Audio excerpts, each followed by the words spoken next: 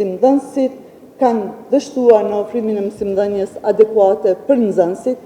Testi zhvillohet me kompjuter online.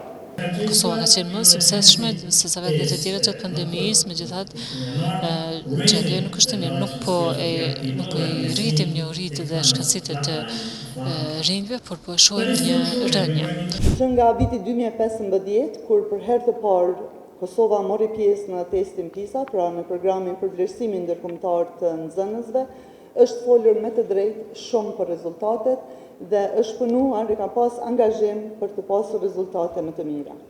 Tek të dhënat e PISA-s tregojnë se shumë mësimdhënës, për fat të keq, dhe këtu po flas në përgjithësi, jo në Kosovë, por përgjithsisht nga rezultatet e OECD-s, tregojnë se mësimdhënësit kanë dështuar në ofrimin e mësimdhënies adekuate për nxënësit. Rreth 35% të nxënësve kanë raportuar se mësimdhënësit nuk kanë treguar interes për të mësuarit e secilit nxënës dhe në rastet më të shpeshta ata që nuk arrin të marrin mbështetjen e nevojshme të duhur nga mësimdhënësit janë pikërisht ata të cilët kanë më së shumti nevojë. Kjo mesatare pra është parafërsisht në të gjitha vendet e OECD-s. Përmendja e ministrja këtë vit për herë të parë do të shpërndajmë rezultatet individuale të çdo shkollës. Në 2025 shkenca është fushë kryesore. Shkenca është e përkufizuar si aftësi për të zgjedhur probleme mjedisore.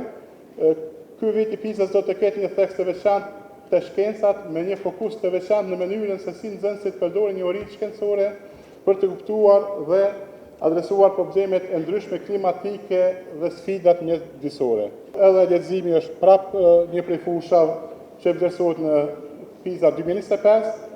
Edhe për kufizohet si aftësia për të kuptuar dhe interpretuar tekstet e shkruara, është një nga fushat që mbetet e rëndësishme. Nxënësit do të duhet të analizojnë dhe interpretojnë informacionin nga tekste të ndryshme. Pra vlerëson aftësinë e nxënësve në përdorimin e matematikës për të zgjedhur probleme nga jeta e përditshme. Tash veç keni shembuj nga PISA në internet, matematik nuk ka detyra të pastërta matematikore të zgjidhet ekuacioni ose ngjajshëm, mirë po detyrat janë të lidhura me jetën reale. Një fushë e re që edhe Kosova ka këtë vit është të jetuarit në botën digjitale. Testi zhvillohet me kompjuter online. Janë përzgjedhur 239 shkolla, do zgjedhen 65. Në total do zgjedhen 7500 nxënës. Ndikon 6 shkolla serbe që janë përzgjedhur.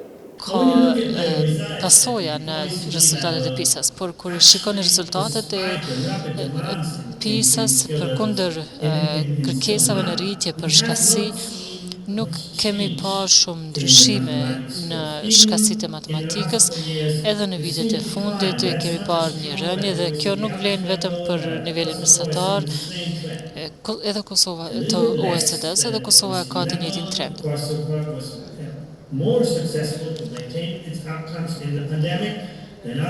Kosova ka qenë më suksesshme se sa vendet e tjera gjatë pandemisë, megjithatë gjendja nuk është e mirë, nuk po i rritim njohuritë dhe shkatësitë të rinjve, por po shohim një rënje.